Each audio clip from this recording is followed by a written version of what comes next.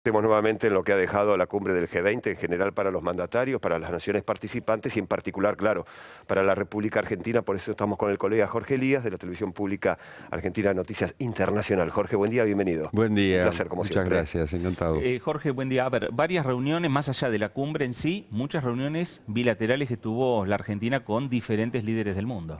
Y es la amiga que tienen las cumbres en general, las reuniones, no solo las bilaterales formales, sino también las de pasillo.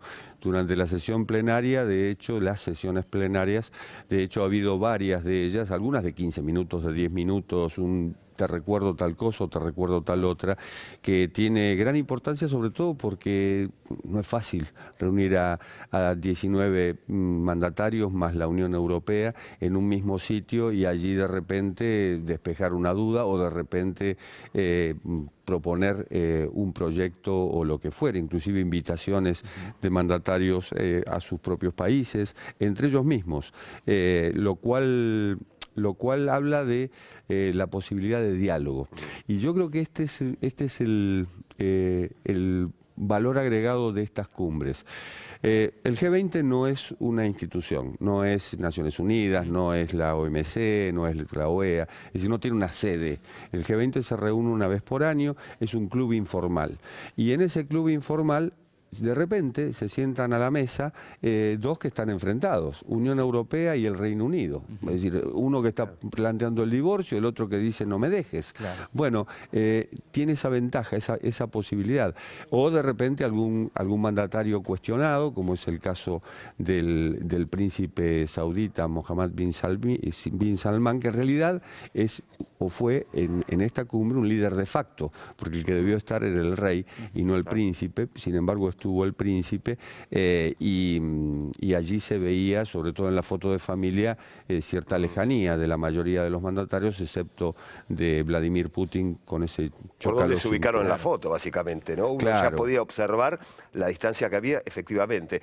Jorge, metiéndonos en la cumbre, lo que fue el final, el documento, como sucede en todas las cumbres, inclusive en esta cumbre se analizó el día viernes por la tarde, bueno, tal vez ni siquiera haya documento. Bueno, finalmente hubo documento, un documento consensuado, con varios puntos importantes. A tu juicio, ¿cuáles son los 2 o 3 puntos para destacar de este informe, de este comunicado, de este resumen que ha sido esta cumbre del G20? Hay dos en particular.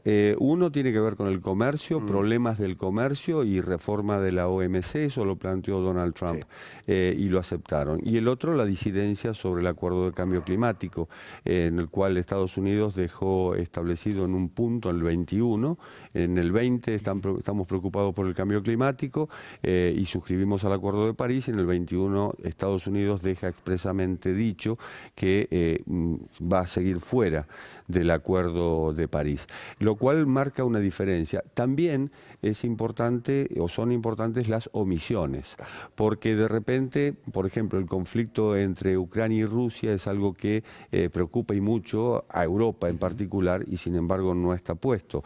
Hablábamos del príncipe Salmán, bueno, la catástrofe que significa hoy la guerra en Yemen, más la muerte del periodista saudita Jamal Khashoggi en el consulado saudita de Estambul, también debió estar reflejado. La pobreza no figura en el documento, sí salud, educación, problemas alimentarios, pero la pobreza en sí no figura en el documento. Es muy difícil consensuar en una familia ensamblada y disfuncional como es el G20, es muy difícil conciliar.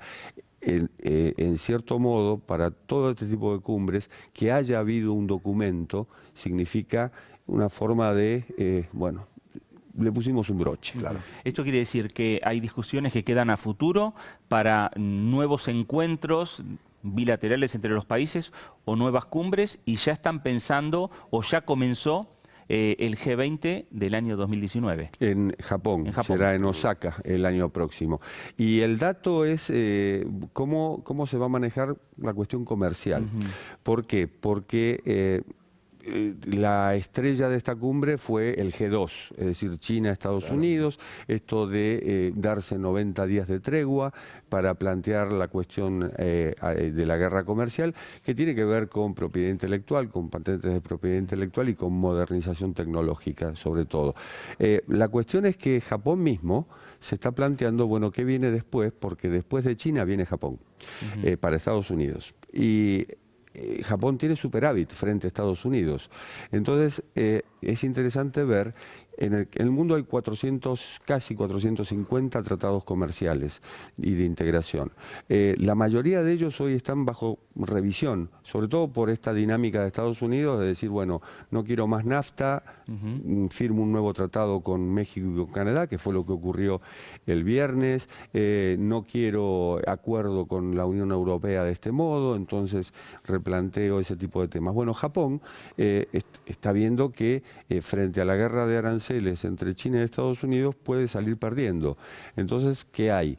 Y bueno, hay un tratado de libre comercio de 11 países, entre los cuales está Australia y Canadá, con el cual negocia, y para diciembre un tratado directamente de Japón con la Unión Europea. Es decir, va quedando fuera Estados Unidos por decisión de su presidente, con el mantra de America First, por un lado, y por otro lado, porque los otros no quieren perder mercado. Claro. Jorge, en el marco de la cumbre del G20 hay una noticia a nivel mundial, por supuesto, los ojos posados en la cumbre, pero también en Francia, sobre todo en París, serios disturbios, más de 200 detenidos, y un presidente francés como Macron que tuvo que hablar y dio una conferencia de prensa y se le consultó sobre todo por esta situación, por este conflicto. ¿Cómo sigue Francia ahora? Volvió Macron, inmediatamente fue a París, donde vio los destrozos, comprobó los destrozos, convocó lo que se llama el gabinete de crisis con el primer ministro, quiere hablar con la oposición y con aquellos que forman parte de ese colectivo de los chalecos amarillos. Ustedes saben, los chalecos amarillos son aquellos que tienen que usar los automovilistas o quienes vayan en vehículos y en caso de incidente bajarse del coche con ese chaleco amarillo, por eso los identifica. ¿Qué hay ahí? Hay un aumento de impuestos que encarece el combustible por un lado, que no es solo para coches. Aquí también se da la diferencia entre la ciudad y la periferia. En la periferia, en la zona rural, las casas se calientan en el invierno con combustible. Entonces el aumento no va solo al coche. Además, en la periferia se necesita vehículo para movilizarse. En París, de hecho, 1 de cada 3 tiene un coche. Pero claro, confluyeron estas protestas en París, protestas que no tienen ni sindicatos ni partidos políticos detrás, sino que fueron directamente convocadas por la ciudadanía en contra de algo que consideran, más allá del aumento del combustible, una pérdida del poder adquisitivo. Bueno, después del G20, cada mandatario, cada presidente volvió a su realidad también local. Exacto. ¿No? Es lo que se ve también y lo que está ocurriendo en París. Jorge, gracias por acompañarnos en la mañana. Gracias, Fernando y Pablo. Por favor.